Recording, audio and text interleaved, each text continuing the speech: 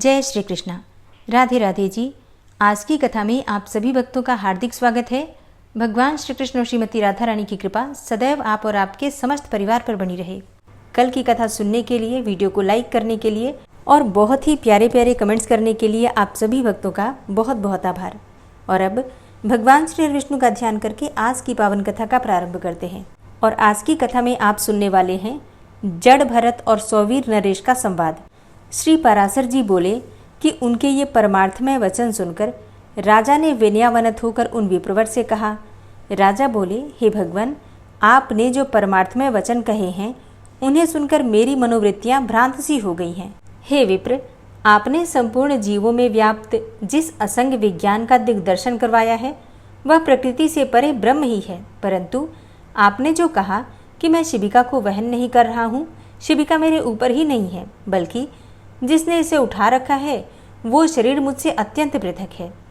जीवों की प्रवृत्ति गुणों से होती है, जैसे कि सत्व रज तम इनकी प्रेरणा से होती है, और गुण कर्मों से प्रेरित होकर प्रवृत्त होते हैं। इसमें मेरा कर्तृत्व कैसे माना जा सकता है? हे परमार्थज्ञ, यह बात मेरे कानों में पड़ते ही मेरा मन परमार्थ का जिज्ञासु होकर बड़ा ही उतावला हो रहा है।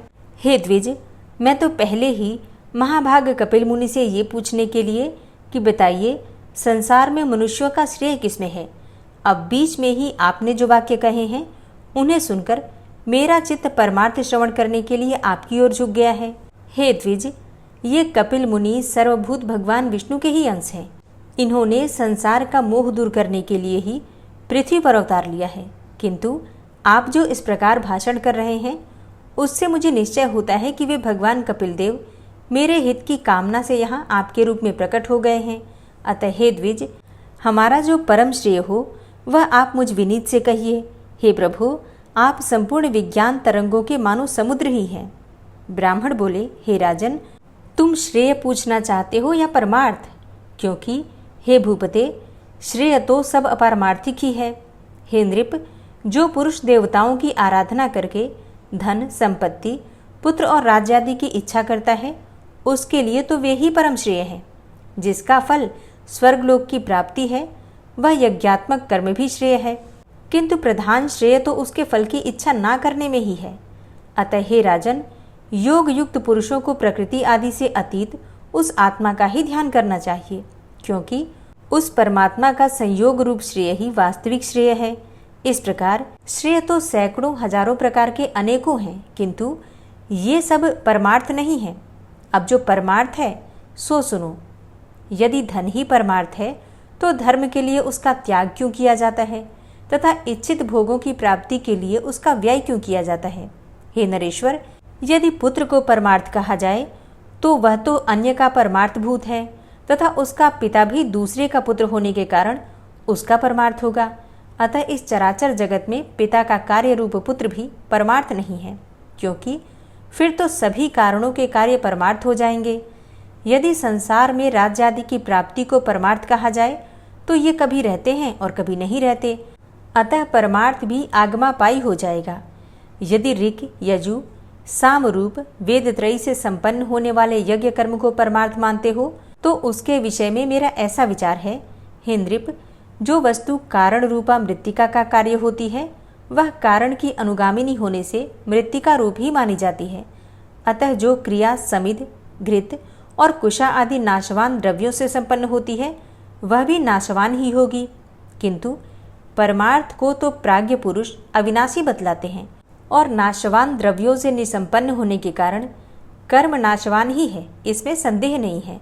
यदि फल आशा से रहित निष्काम कर्म को परमार्थ मानते हो तो वह तो मुक्ति रूप फल का साधना होने से साधन ही है, परमार्थ नहीं।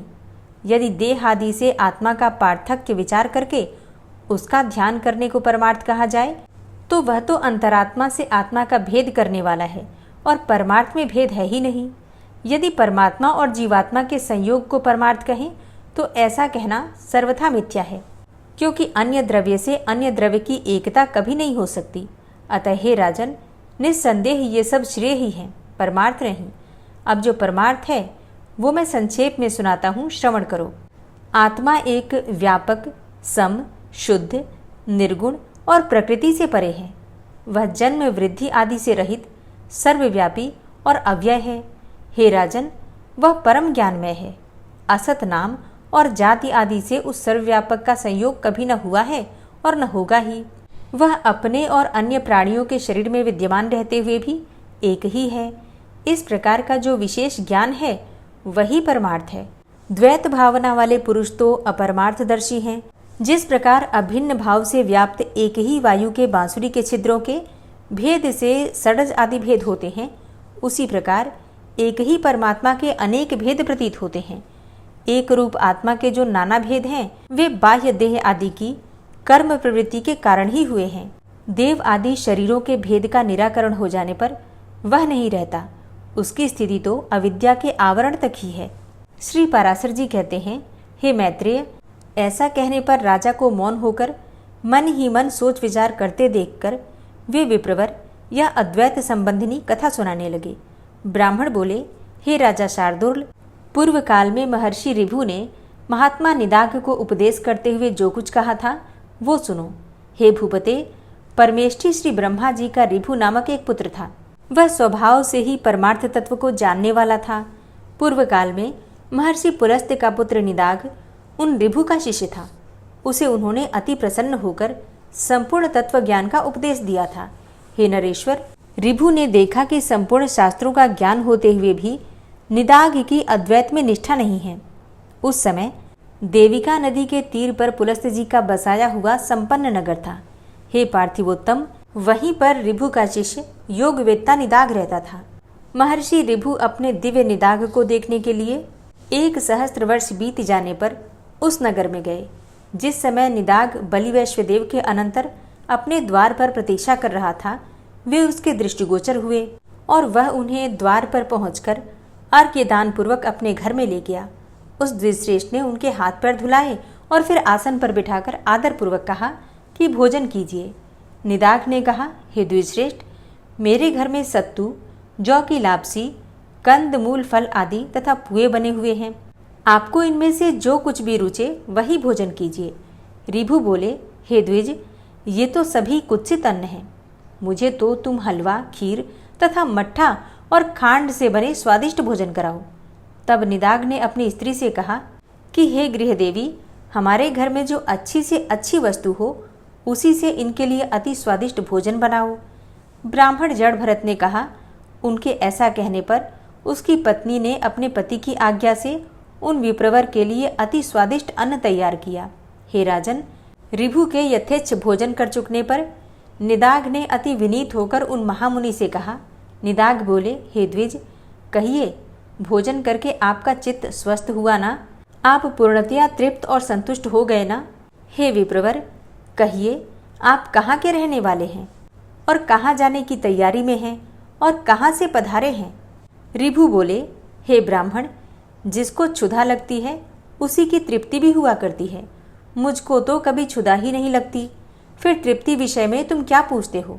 जठराग्नि के द्वारा पार्थिव धातुओं के क्षीण हो जाने से मनुष्य को क्षुधा की प्रतीति होती है और जल के क्षीण होने से तृषा का अनुभव होता है। हे द्विज, ये क्षुधा और तृषा तो देह के ही धर्म हैं, मेरे नहीं। अतः स्वस्थता और तुष्टि भी मन में ही होते हैं, अतः वो मन ही के धर्म हैं। पुरुष अर्थात आत्मा से इनका कोई संबंध ही नहीं है। इसलिए हे द्विज, ये जिसके धर्म हैं उसी से इसके विषय में पूछ लो। और तुमने जो पूछा कि आप कहाँ रहने वाले हैं, कहाँ जा रहे हैं तथा कहाँ से आए हैं, सो इन तीनों के विषय में मेरा मत सुनो। आत्मा सर्वगत है, क्योंकि यह आकाश के समान व्यापक है। अतः कहाँ से आए हो, कहाँ रहते हो और कहाँ जाओगे, यह कथन भी कैसे सार्थक हो सकता है? मैं तो न कहीं जाता हूँ, न आता हूँ और न किसी एक स्थान पर रहता हूँ। तू, मैं और अन्य पुरुष भी देह आदि के कारण जैसे पृथक पृथक दिखाई देते हैं, वास्तव में वैसे नहीं है।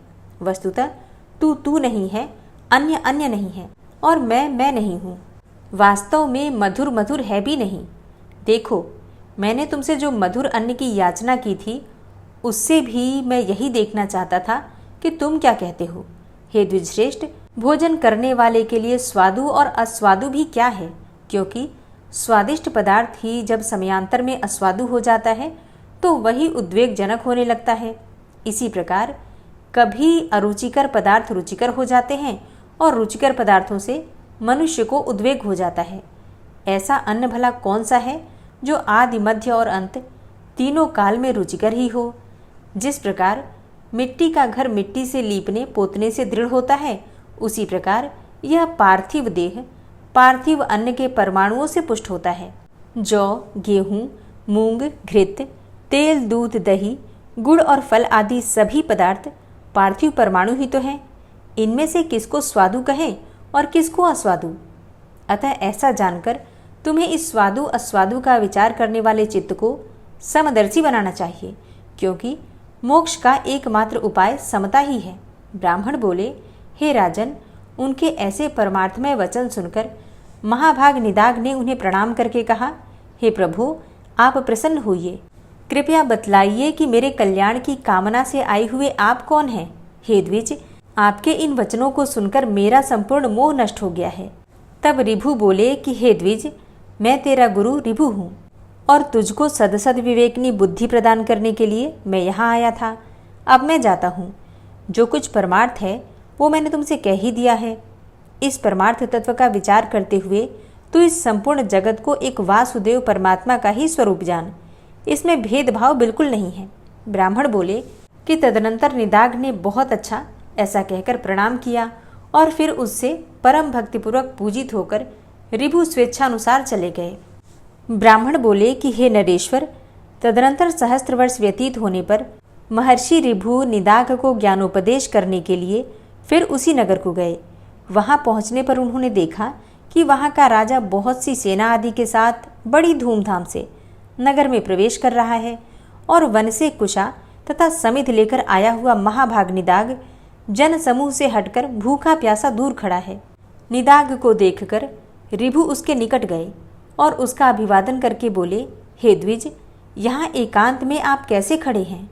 तब निदाग बोले, हे विप्रवर, आज इस अति रमणीक नगर में राजा आना चाहता है, सो मार्ग में बड़ी भीड़ हो रही है, इसलिए मैं यहाँ खड़ा हूँ।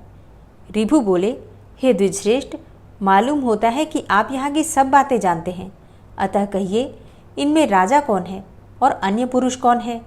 निदाग बोले, ये जो पर्वत के समान ऊंचे मत्त गजराज पर चढ़ा हुआ है वही राजा है तथा दूसरे लोग परिजन हैं। ऋभु बोले, आपने राजा और गज दोनों एक साथ ही दिखाए, किंतु इन दोनों के पृथक पृथक विशेष चिन्ह अथवा लक्षण नहीं बतलाए। अतः हे महाभाग, इन दोनों में क्या क्या विशेषताएं हैं ये भी बतलाइए। मैं ये जानना चाहता हूँ कि इनमें कौन राजा है और कौन गज है। निदाग बोले, इनमें जो नीचे है वो गज है और उसके ऊपर राजा है। हे द्विज, इन दोनों का बाह्य वाहक संबंध है, इस बात को कौन नहीं जानता। तब ऋभु बोले कि हे ब्रह्मन, मुझे इस प्रकार समझाइए जिससे कि मैं ये जान सकूं कि नीचे इस शब्द का वाच्य क्या है और ऊपर किसे कहते हैं। ब्राह्मण ने कहा। ऋभु के ऐसा कहने पर निदाग ने अकस्मात ही उनके ऊपर चढ़कर कहा, सुनिए, आपने जो पूछा है वही बतलाता हूँ। इस समय राजा की भ्रांति में मैं तो ऊपर हूँ और गज की भांति आप नीचे हैं। हे ब्रह्मन, आपको समझाने के लिए ही मैंने यह दृष्टांत दिखलाया है। तब ऋभु बोले कि हे द्विजश्रेष्ठ, यदि आप राजा के समान हैं और मैं गज के समान हूँ, तो अब ये बतलाइए कि आप कौन हैं और मैं कौन हूँ। अब ब्राह्मण ने कहा कि ऋभु के ऐसा कहने पर निदाग ने तुरंत ही उनके दोनों चरण पकड़ लिए और कहा, निश्चय ही आप आचार्य चरण महर्षि ऋभु हैं। हमारे आचार्य जी के समान अद्वैत संस्कार युक्त चित्त और किसी का नहीं है। अतः मेरा विचार है कि आप हमारे गुरुजी ही आकर उपस्थित हुए हैं। ऋभु बोले कि हे निदाग, पहले तुमने सेवा शुश्रूषा करके मेरा बहुत आदर किया था, अतः तुम्हारे स्नेहवश मैं ऋभु नामक तुम्हारा गुरु ही तुमको उपदेश देने के लिए आया हूँ। हे महामते, समस्त पदार्थों में अद्वैत आत्मबुद्धि रखना यही परमार्थ का सार है, जो मैंने तुम्हें संक्षेप में उपदेश कर दिया। ब्राह्मण बोले कि निदाग से ऐसा कहकर परम विद्वान गुरुवर भगवान ऋभु चले गए और उनके उपदेश से निदाग भी अद्वैत चिंतन में ही तत्पर हो गया और समस्त प्राणियों को अपने से अभिन्न देखने लगा। हे धर्मज्ञ, हे पृथ्वीपते, जिस प्रकार उस ब्रह्मपरायण ब्राह्मण ने परम मोक्ष पद को प्राप्त किया, उसी प्रकार तू भी आत्मा, शत्रु और मित्र आदि में समान भाव रखकर अपने को सर्वगत जानता हुआ मुक्ति लाभ कर। जिस प्रकार एक ही आकाश श्वेत नील आदि भेदों वाला दिखाई देता है, उसी प्रकार भ्रांत दृष्टियों को एक ही आत्मा पृथक पृथक दिखता है। इस संसार में जो कुछ है वह सब एक आत्मा ही है और अविनाशी है, उससे अतिरिक्त और कुछ भी नहीं है। मैं, तू और ये सब आत्मस्वरूप ही हैं। अतः भेद ज्ञान रूप मोह को छोड़। श्री पाराशर जी कहते हैं कि उनके ऐसा कहने पर सौवीर राज ने परमार्थ दृष्टि का आश्रय लेकर भेद बुद्धि को छोड़ दिया और वे जाति समर ब्राह्मण श्रेष्ठ भी बोध युक्त होने से उसी जन्म में मुक्त हो गए।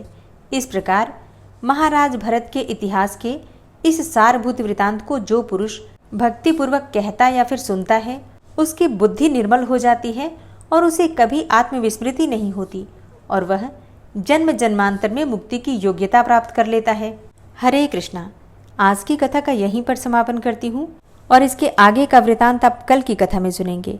उम्मीद करती हूँ ये कथा आपको पसंद आई होगी। ओम विश्वं विष्णुर्वषट्कारो भूतभव्य भवत्प्रभु भूतकृत भूतभृद्भावो भूतात्मा भूतवाहन भूतात्मा परमात्मा च मुक्तानां परमागति अव्ययः पुरुषः साक्षी क्षेत्रज्ञो अक्षर एव च योगो योगविदां नेता प्रधान पुरुषेश्वरः नारसिंह वपुः श्रीमान् केशवः पुरुषोत्तमः सर्वः शर्वः शिवस्थाणुर्भूतादिर्निधिर्व्ययः संभवो भावनो भर्ता प्रभवः प्रभुरीश्वरः स्वयंभू शंभुरादित्यः पुष्कराक्षो महास्वनः अनादिनिधनो धाता विधाता धातुरुत्तमः अप्रमेयो ऋषिकेश पद्मनाभो अमरप्रभु विश्वकर्मा मनुस्त्वष्टा स्थविष्ठः स्थविरो ध्रुवः अग्राह्यः शाश्वतः कृष्णो लोहिताक्षः प्रतर्दनः प्रभूतस्त्रिककुब्धाम पवित्रं मङ्गलं परम् ईशानः प्राणदः प्राणो ज्येष्ठः श्रेष्ठः प्रजापति हिरण्यगर्भो भूगर्भो माधवो मधुसूदनः ईश्वरो विक्रमी धन्वी मेधावी विक्रमः क्रमः अनुत्तमो दुराधर्षः कृतज्ञः कृतिरात्मवान् सुरेशः शरणं शर्म विश्वरेताः प्रजाभवः अह संवत्सरो व्यालः प्रत्ययः सर्वदर्शनः अजः सर्वेश्वरः सिद्धः सिद्धे सर्वादिर्च्युतः वृषाकपिर्मेयात्मा सर्वयोगविनिश्रितः वसुर्वसुमनः सत्यः समात्मा संमितः समः अमोघः पुण्डरीकाक्षो वृषकर्मा वृषाकृतिः रुद्रो बहुशिरा बभ्रुर्विश्वयोनिः शुचिश्रवः अमृतः शाश्वतस्थाणुर्वरारोहो महातपः सर्वगः सर्वविद्भानुर्विश्वक्सेनो जनार्दनः वेदो वेदविद्व्यङ्गो वेदाङ्गो वेदवित्कविः लोकाध्यक्षः सुराध्यक्षो धर्माध्यक्षः कृताकृतः चतुरात्मा चतुर्व्यूहश्चतुर्द्रष्टश्चतुर्भुजः भ्राजेष्णुर्भोजनं भोक्ता सहिष्णुर्जगदाति च अनघो विजयोजेता विश्वयोनिः पुनर्वसु उपेन्द्रो वामनः प्रांशुर्मोघः शुचिरुर्जितः अतीन्द्रः संग्रहः सर्गो धृतात्मा नियमो यमः वेद्यो वैद्यः सदा योगी वीरः माधवो मधु अतीन्द्रियो महामायो महोत्साहो महाबलः महाबुद्धिर्महावीर्यो महाशक्तिर्महाद्युतिः अनिर्देश्य वपुः श्रीमान् मेयात्मा महाधृतिर् महिश्वासो महीभर्ता श्रीनिवासः सतां गति अनिरुद्ध सुरानन्दो गोविन्दो गोविन्दाम्पति मरीचिर्दमनो हंस सुपर्णो भुजगोत्तम हिरण्यनाभ सुतपा पद्मनाभ प्रजापति अमृत्यु सर्वदिक्सिंह संधाता संधिमानस्थिर अजो दूर्मर्षणः शास्ता विश्रुतात्मा सुरारिः गुरुर्गुरुतमो धाम सत्य सत्यपराक्रम निमिषो अनिमिषो श्रग्वी वाचस्पतिरुदारधि अग्रणिर्ग्रामणी श्रीमान् न्यायो नेता समीरण सहस्रमूर्धा विश्वात्मा सहस्राक्षा सहस्रपात आवर्तनो निवृत्तात्मा संवृतः संप्रमर्दन अह संवर्तको वह निर्निलोधरणीधरः सुप्रसादः प्रसन्नात्मा विश्वदृग् विशुभुग् विभु सत्कर्ता सत्कृतः साधु जहर्नुर्नारायणो नरः असंख्येयो अप्रमेयात्मा विशिष्टशिष्टकृच्छुवि सिद्धार्थ सिद्धसंकल्प सिद्धिदः सिद्धिसाधनः वृषाहि वृषभो विष्णुर्विष्पर्वा वृषोदरः वर्धनो वर्धमानश्च विविक्तः श्रुतिसागरः सुभुजो दूर्धरो वाग्मी महेन्द्रो वसुदो वसु नैकरूपो बृहद्रूप शिपिविष्टः प्रकाशनः ओजस्तेजो द्युतिधरः प्रकाशात्मा प्रतापनः रिद्धस्पष्टाक्षरो मन्त्रश्चन्द्रांशुर्भास्करदुतिः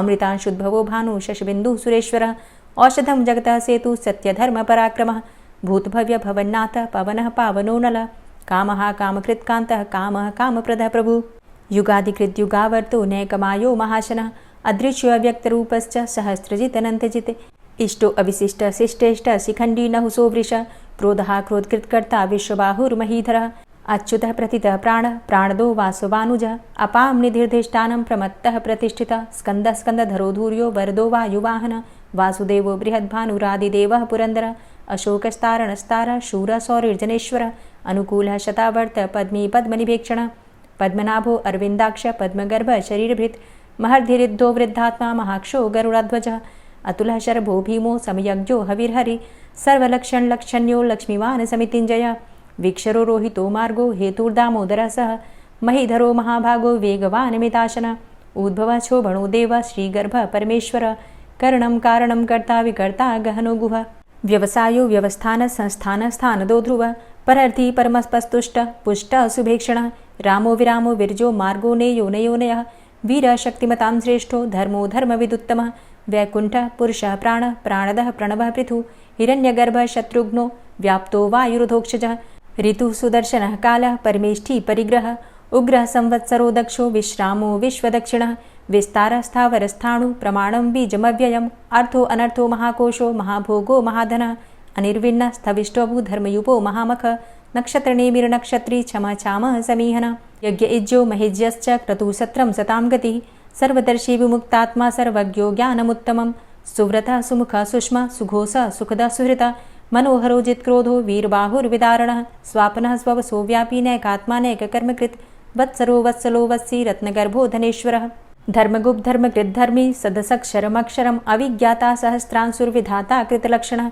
गभस्तिनेमिः सत्त्वस्थः सिंहो भूतमहेश्वरः आदिदेवो महादेवो देवेशो देवभृद्गुरुः उत्तरो गोपतिर्गोप्ता ज्ञानगम्यः पुरातनः शरीरभूतभृद्भोक्ता कपीन्द्रो भूरि दक्षिणः सोमभो अमृतपः सोमः पुरुजित पुरुषोत्तमः विनयोजय सत्यसन्धो दाशाः सात्वतां पतिः जीवो विनयिता साक्षी मुकुन्दो अमितविक्रमः अम्भो निद्रणन्तात्मा महोदधीशयोऽन्तकः अजो महारः स्वाभाव्यो जितामित्रः प्रमोदन आनन्दो नन्दनो नन्दः सत्यधर्मा त्रिविक्रमः महर्षि कपिलाचार्यः कृतज्ञो मेदिनीपतिः त्रिपदस्त्रिदशाध्यक्षो महाशृङ्गः कृतान्तकृत् महावराहो गोविन्दः सुखेणः कनकाङ्गदी गुह्यो गभीरो गहनो गुप्तश्चक्रगदाधरः वेधा स्वाङ्गो अजितः कृष्णो दृढः सङ्कर्षणोच्युतः वरुणो वारुणो वृक्षः पुष्कराक्षो महामनाः भगवान् भगानन्दी वनमाली हलायुधः आदित्यो ज्योतिरादित्यः सहिष्णुर्गतिसत्तमः सुधन्वाखण्डपरशुर्दारुणो द्रविडप्रदः दिविस्त्रिक्सरदृग्व्यासो वाचस्पतिर्योनिजः त्रिसामासामगः साम निर्वाणं भेषजम्भिषक् सन्न्यासकृच्छमः शान्तो निष्ठा शान्तिः परायणं शुभाङ्गः शान्तिदस्रष्टा कुमुदः कुवलेशय गोहितो गोपतिर्गोप्ता वृषभाक्षो वृषप्रियः अनिवर्ति निवृतात्मा संक्षेप्ता चेमकृच्छिवः श्रीवत्सवक्षा श्रीवास श्रीपति श्रीमतांबर श्रीद श्रीश श्रीनिवास श्रीनिधि श्रीविभावन श्रीधर श्रीकर श्रेय श्रीमान् लोकत्रयाश्रय स्वक्ष स्वंग शतानंदो नंदिर्ज्योतिर्गणेश्वर विजितात्मा विधेयात्मा सत्कीर्तिश्छिन्न संशय उदीर्ण सर्वतक्षसुर निश शाश्वत स्थिर भूषयो भूषणो भूतिर्विशोकः शोकनाशन अर्चिष्मानर्चित कुंभो विशुद्धात्मा विशोधन अनिरुद्धो अप्रतिरथ प्रद्युम्नो अमित विक्रमः कालिनेमि निहावीर शौरी सूरजनेश्वर त्रिलोकात्मा त्रिलोकेशः केशवः केशिहारी कामदेवः कामपालः कामीकान्तः कृतागमः अनिर्देशवपुर्विष्णोर्वीरो अनन्तो धनञ्जयः ब्रह्मण्यो ब्रह्मकृद्ब्रह्मा ब्रह्म ब्रह्म विवर्धन ब्रह्मविद् ब्राह्मणे ब्रह्मी ब्रह्मज्ञो ब्राह्मणप्रियः महाक्रमो महाकर्मा महातेजा महुरगः महाक्रतुर्महायज्वा महायज्ञो महाहवि स्तव्यः स्तव प्रियः स्तोत्रं स्तुतिस्तोतारणप्रियः पूर्णः पुरैता पुण्यः पुण्यकीर्तिर्नामयः मनोजवस्तीर्थकरो वसुरेता वसुप्रद वसुप्रदो वासुदेव वसुर्वसुमनाहवि सद्गतिः सत्कीर्तिः सत्ता सद्भूति सत्परायणः शूरसेनो यदुश्रेष्ठः सन्निवासः सुयामुनः भूतावासो वासुदेवः सर्वासु निलयोऽनलः दर्पः दर्पदो दृप्तो दूढरोथा पराजितः विश्वमूर्तिर्महामूर्तिर्दीप्तमूर्तिर्मूर्तिमान् अनेकमूर्तिरव्यक्तः शतमूर्तिः शताननः एको नैकः सवकः किं यत्तत्पदमनुत्तमं लोकबन्धुर्लोकनाथो माधवो भक्तवत्सलः सुवर्णवर्णो हेमांगो वरांगश्चन्दनांगदी वीरः विषमः शून्यो घृताशीर चलश्चलः अमानीमानदो मान्यो लोकस्वामी त्रिलोकधृक् सुमेधा मेधजो धन्यः सत्यमेधा धराधरः तेजो वृषः द्वितिधरः सर्वशस्त्रभृतांबर प्रग्रहो निग्रहो व्यग्रो नैकशृङ्गो गदाग्रजः चतुर्मूर्तिश्चतुर्बाहुश्चतुर्व्यूहश्चतुर्गति चतुरात्मा चतुर्भावश्चतुर्वेदविदेकपात् समावर्तो अनिवृतात्मा दुर्जयो दुरतिक्रम दुर्लभो दुर्गमो दुर्गो दुरावासो दुरारिः शुभांगो लोकसारंग शुतन्तुस्तन्तुवर्धन इंद्रकर्मा महाकर्मा कृतकर्मा कृतागम उद्भवः सुन्दरः सुन्दो रत्ननाभः सुलोचनः अर्को वाजसनः शृङ्गी जयन्तः सर्वविजयी सुवर्णबिन्दुरक्षोभ्य सर्वभागीश्वरेश्वरः महाहृदो महागर्तो महाभूतो महानिधि कुमुदः कुन्दरः कुन्दः पर्जन्यः पावनो नीलः अमृताशो अमृतवपुः सर्वज्ञः सर्वतोमुखः सुलभः सुव्रतः सिद्धः शत्रुजित् शत्रुतापनः न्यग्रोधो दुम्बरो अस्वस्थश्चाणुरान्ध्रनिषूदनः सहस्रार्चिः सप्तजिह्वः सप्तैधा सप्तवाहनः अमूर्तिरणघो अचिन्त्यो भयकृद्भयनाशनः अणुर्बृहत् कृशस्थूलो गुणभृन्निर्गुणो महान् अधृत स्वधृत स्वास्य प्राग्वंशो वंशवर्धनः भारभृति कथितो योगी योगी स सर्वकामद आश्रम श्रमण छाम सुपर्णो वायुवाहन धनुर्धरो धनुर्वेदो दण्डोदमयितादम अपराजितः सर्वसहो नियन्ता नियमो यमः सत्ववान् सात्विकः सत्य सत्यधर्मपरायण अभिप्रायः प्रियार्होर्ह प्रियकृत् प्रीतिवर्धनः विहाय सगतिर्ज्योति सुरुचिर्हुद्भुग्विभु रविर्विलोचनः सूर्य सविता रविलोचनः अनन्तो हुद्भुग्भोक्ता सुखदो नैकजोग्रज अनिर्विण्ण सदामर्षि लोकाधिष्ठानमद्भुतः सनात सनातन्तमः कपिलः कपिरप्यय स्वस्तिदा स्वस्तिकृत् स्वस्ति स्वस्तिभुक् स्वस्ति दक्षिणः रौद्रः कुण्डली चक्रे विक्रमयुर्जित शासन शब्दातिगा शब्दशः शिशिरः शर्वरीकर अक्रूरः पेशलो दक्षो दक्षिणः क्षमिणाम्बर विद्वतमो वितभय पुण्यश्रवण कीर्तन उत्तारणो दुष्कृतिः पुण्यो दुःस्वप्ननाशन वीरः रक्षण संतो जीवनः पर्यवस्थित अनन्तरूपो अनन्तसृर्जितमन्युर्भयापः चतुरश्रो गभीरात्मा विदिशो व्यादिशो दिश अनादिर्भूर्भुवो लक्ष्मीः सुवीरो रुचिराङ्गद जननो जन्मादिर्भीमो भीमपराक्रम आधारनीलयो धाता पुष्पः सः प्रजागर ऊर्ध्वगः सत्पथाचार प्राणदः प्रणमापण प्रमाणं प्राणनीलयः प्राणभृत् प्राणजीवनः तत्त्वं तत्त्वविदेकात्मा जन्म मृत्यु जरातिग पूर्व स्वस्तरुस्तार सविता प्रपितामह यज्ञो यज्ञपतिर्यज्वा यज्ञांगो यज्ञवाहन यज्ञभृद्यज्ञकृद्यज्ञ यज्ञभुग्यज्ञसाधन यज्ञान्तिकृद्यज्ञ गुह्यमन्यमन्नादेव च आत्मयोनिः स्वयं जातो वैखानः सामगायन देवकी नन्दन स्रष्टा क्षितिसः पापनाशन शङ्खभृन्नन्दकी चक्री शारङ्गधन्वा गदाधरः रथाङ्गपाणिरक्षोभ्य सर्वप्रहरणायुध ओम नमः इति। दोस्तों, उम्मीद करती हूँ कि आज की वीडियो आपको ज़रूर पसंद आई होगी। अगर वीडियो पसंद आती है तो वीडियो को लाइक ज़रूर किया कीजिए और संभव हो तो वीडियो को शेयर भी किया कीजिए। और चैनल पर पहली बार आए हैं, अगर अभी तक आपने चैनल को सब्सक्राइब नहीं किया है तो आज की वीडियो अगर आपको अच्छी लगे तो चैनल को सब्सक्राइब करके बेल आइकन को ज़रूर प्रेस कर लीजिए। इससे ये होगा कि इस चैनल पर जो नई वीडियो अपलोड होंगी उनकी नोटिफिकेशन आपको सही समय पर प्राप्त होगी। मिलती हूँ मैं आपसे अगली वीडियो में, तब तक के लिए जय श्री राधे।